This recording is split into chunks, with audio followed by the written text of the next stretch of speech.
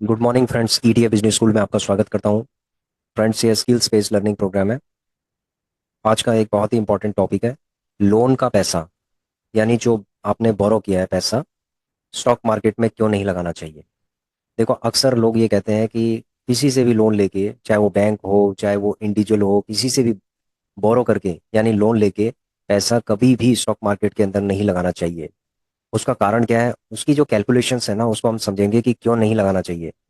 देखो, अगर हम लोन लेके पैसा अगर स्टॉक मार्केट में लगाते हैं तो उसके हमें क्या नुकसान होते हैं। ठीक है, ये कैलकुलेशन से हमें पता चलता है।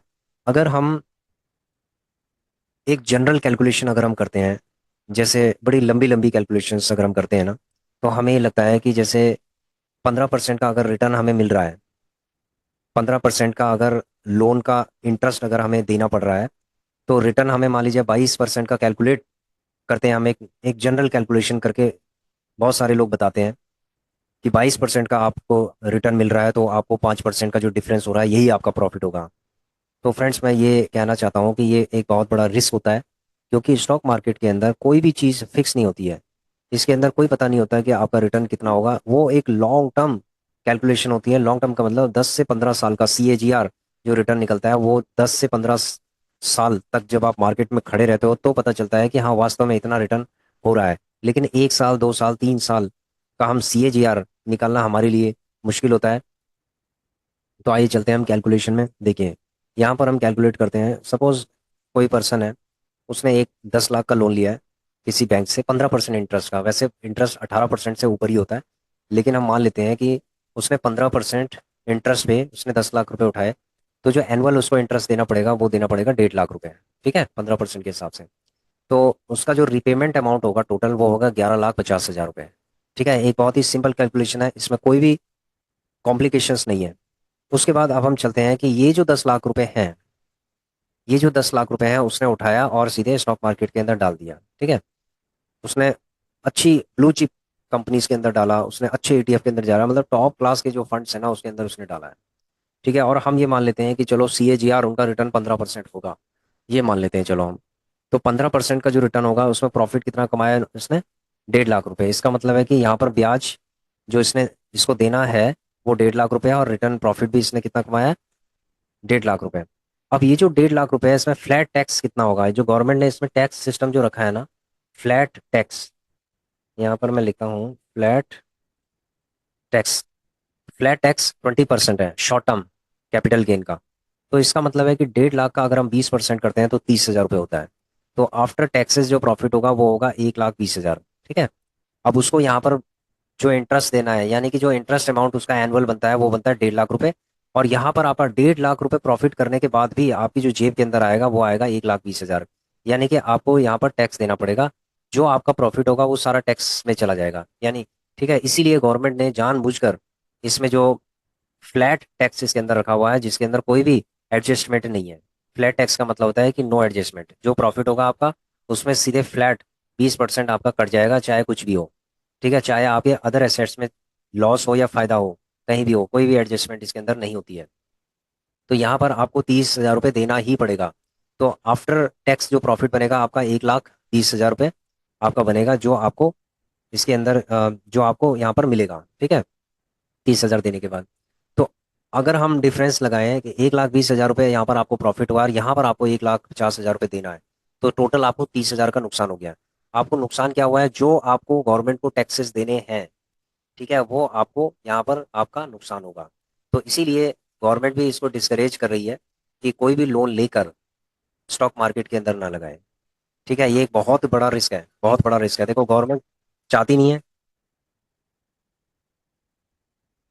गवर्नमेंट ये चाहती नहीं है कि आप लोन लेके, ठीक है, लोन लेकर आप कोई भी स्टॉक मार्केट के अंदर इन्वेस्टमेंट करें।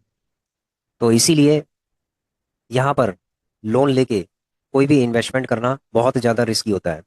तो इसीलिए हम ये कंपैरिजन, ये जो कैलकुलेशन आपको बता रहे हैं, क्योंकि बहुत लोग ये विचार कर रहे होंगे कि अगर हम लोन लेके स्टॉक मार्केट के अंदर डाल दें तो उसके बाद हमें क्या फ़ायदा होगा, हम कंपाउंडिंग इसके अंदर करेंगे। यहाँ पर कंपाउंडिंग नहीं होती है, यहाँ पर कंपाउंडिंग होती है। फ्रेंड्स, मैं ये कहना चाहता हूँ, कितनी भी तगड़ी कंपाउंडिंग होती है, कंपाउंडिंग होती है 20-20 साल में। 20 साल में यहाँ पर आप कितना ब्याज दे दोगे, ये भी आप कंपाउंडिंग के हिसाब से ब्याज दे दोगे इनको। ठीक है, इतना ब्याज आप दे दोगे कि आपको नुकसान ही होगा। तो इसीलिए जो पैसा आपका यूज में नहीं आता है, जो आपका सेविंग है, जिसका जो आपका इमरजेंसी फंड नहीं है, उस पैसे को आप लॉन्ग टर्म में स्टॉक मार्केट के अंदर डाल सकते हो, वही पैसा आपका कंपाउंडिंग हो सकता है। ठीक है, तो यहाँ पर आपने देखा होगा जब पॉजिटिव केस है, ये एक पॉजिटिव केस है, यहाँ पर हम ये समझ रहे हैं कि 15% एनुअल इसने रिटर्न देना है, तब जाके ये 30,000 रुपये आप इसमें लॉस में रहोगे। ठीक है, तो यहाँ पर जो गवर्नमेंट को जो टैक्स है, फ्लैट टैक्स है 20%, अगर ये फ्लैट टैक्स नहीं होता तो आपको ये 30,000 रुपये आपकी पॉकेट में थे, आपका प्रॉफिट था ये, लेकिन ये प्रॉफिट कहाँ जा रहा है, गवर्नमेंट के उसमें जा रहा है, पॉकेट के अंदर जा रहा है। तो अब आपने एक चीज़ ये देखा होगा कि यहाँ पर जो टैक्स सिस्टम है, ठीक है, वो फ्लैट है, इसका मतलब देना ही देना है। ठीक है, ये गवर्नमेंट ने जानबूझ के ये सिस्टम बनाया है ताकि आप लोग शॉर्ट टर्म में जो भी आपका गेन हो 20% आपको देना ही देना है। समझ रहे हो, कोई भी एडजस्टमेंट नहीं आप कर सकते। तो ये तो एक सिंपल कैलकुलेशन है। इसके बाद जो दूसरी कैलकुलेशन है, ये तो एक बहुत पॉजिटिव केस है कि स्टॉक मार्केट बहुत ऊपर की तरफ गया, अच्छा गया, उसने आपको अच्छा रिटर्न दिया, तब जाके आपको ये 30,000 का नुकसान है। अब एक नेगेटिव केस ले लेते हैं कि 10 लाख रुपए आपने इन्वेस्टमेंट किया, साल भर में आपको सिर्फ 5% का रिटर्न मिला, यानी मार्केट नीचे की तरफ गिर गई, और बहुत ज्यादा नीचे की तरफ गिर गई और क्रैश हो गई मार्केट, तो जो 15% का रिटर्न मिलना था वो अब 5% का रह गया है। ठीक है, 5% के रिटर्न में आपका जो प्रॉफिट होगा वो होगा 50,000 रुपये। 50,000 का 20% निकालेंगे तो 10,000 रुपये। ठीक है, 10,000 रुपये जो टैक्स है ये आपको देना होगा, 20% इसका टैक्स 50,000 का, यानी कि 40,000 रुपये आपका प्रॉफिट होगा। जब 40,000 रुपये जब आपका प्रॉफिट होगा स्टॉक मार्केट से, और आपको यहाँ पर इंटरेस्ट कितना देना है, 1.5 लाख रुपए देना है, तो आपको कितना नुकसान हो गया फ्रेंड्स, यहाँ पर आपको नुकसान हो गया है 1,10,000 का। क्या आप 1,10,000 का नुकसान बेयर कर पाएंगे? ठीक है, ये जो आपका कैपिटल है ना, ये कैपिटल ये खत्म होता चला जाएगा, और उसके बाद आपका ये जो लोन का जो कैपिटल है ये वहीं खड़ा रहेगा। तो ये वाला कैपिटल आपका माइनस होता जाएगा, क्योंकि आपको तो इसको ब्याज देना पड़ेगा, तो यहीं से आप निकाल निकाल के देंगे। इसका इसका जो इंटरेस्ट है आप कहाँ से देंगे, आप यहीं से निकाल निकाल के देंगे। ठीक है, तो इसका मतलब है कि इसका ये आपके नेक्स्ट 3 to 4 ईयर्स के अंदर ये सारा खत्म हो जाएगा, और उसके बाद आपका जो लोन है 10 लाख का वो वहीं खड़ा रहेगा। इसका मतलब है कि आप 10 लाख में भी लॉस में रहेंगे, आपकी समय की भी बर्बादी होगी, और इसमें फायदा सिर्फ गवर्नमेंट का फायदा होगा, बाकी और किसी का फायदा, ब्रोकर का फायदा होगा, गवर्नमेंट का फायदा होगा, दोनों का फायदा होगा, लेकिन आप इसके अंदर नुकसान के अंदर रहेंगे। ठीक है, तो ये बहुत ही सोची समझी,